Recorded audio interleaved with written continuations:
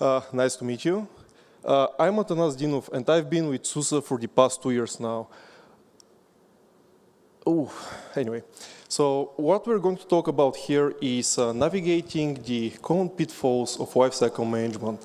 We're going to explore all the different things that might go wrong during your edge deployments. As mentioned on my description, day zero operations are hard, but then what comes next is even more complex.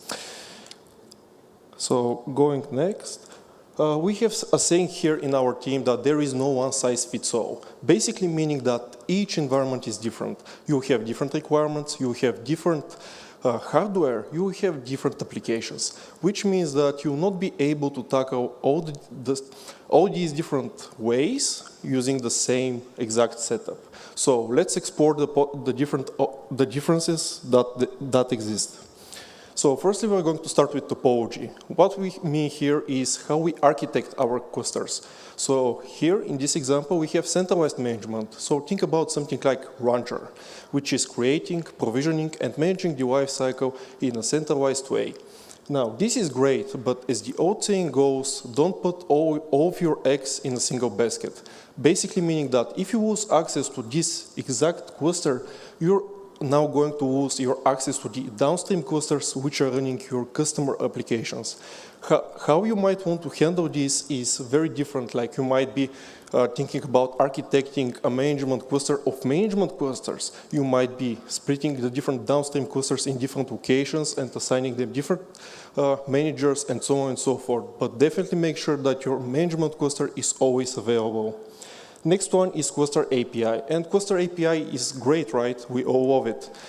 Treating the infrastructure the same way that we treat Kubernetes native resources, native sources, like pods, for example, makes all the sense in the world. It works perfectly in data centers, in the cloud, perhaps even in some edge deployment scenarios as well, for example, telco.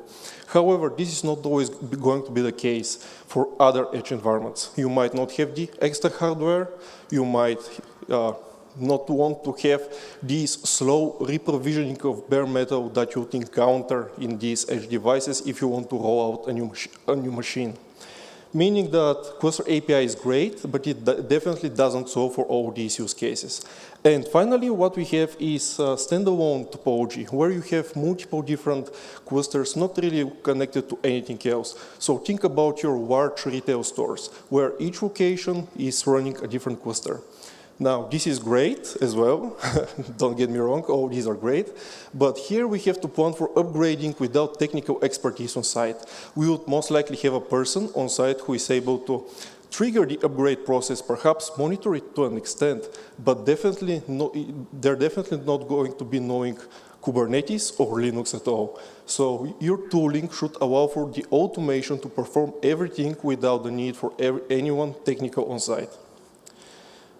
With all this aside, let's talk about scale. So your upgrade strategy is going to be very different if you're dealing with 50 clusters as opposed to dealing with 3,000 clusters. You have to manage and navigate cluster priority, so which clusters do you upgrade first and how. You have to do something to avoid disruption of service. So basically talking about how to keep your applications up and running all the time, if this is necessary, as well as even the sheer amount of time that is necessary to perform these upgrades. For example, trying to do the upgrade over 3,000 or 30,000 clusters, it might take a month, maybe, who knows. So definitely account for scale. Next one is networking. So networking is something very interesting. So we have the connectivity in mind. We have these connected environments first, where, well, make your GitOps engine of choice your best friend. So basically, to avoid misconfigurations, to always know who and when triggered an upgrade, to even monitor those, make sure that you leverage GitOps. However, even in those always connected scenarios, there is always the case where, well, we might encounter high latency, right? Limited bandwidth, so on and so forth. Let's take a satellite running in outer space.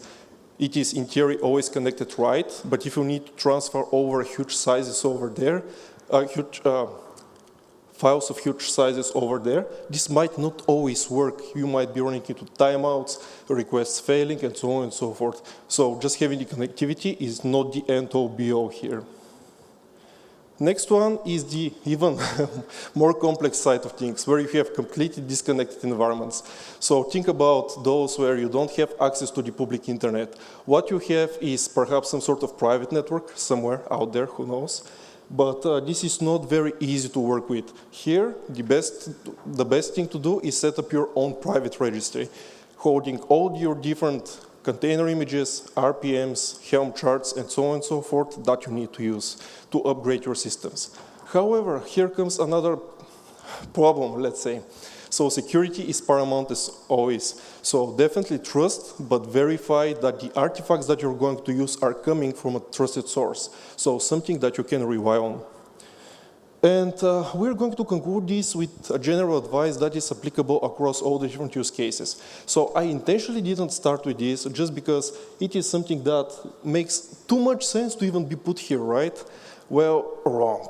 So firstly, let's say that you have to plan for splitting up the infrastructure updates from the application updates, just because it might be tempting to do everything in a single go. However, if something goes wrong, the troubleshooting and figuring out what went wrong goes much, much harder.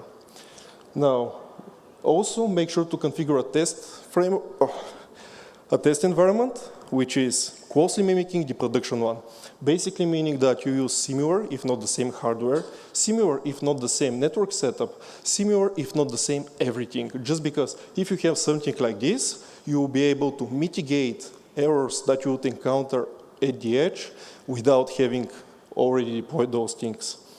Our general advice is to plan for everything because everything is possible. So once you consider all the different things that can go wrong during day 2, you might be rethinking your day 0 choices that you made. You might rethink the way that you approach upgrades. You might rethink the way that you, the Kubernetes distribution that you chose. You might even go through changing up the operating system of choice that you went with, just because day 2 is that important. Thank you for your attention.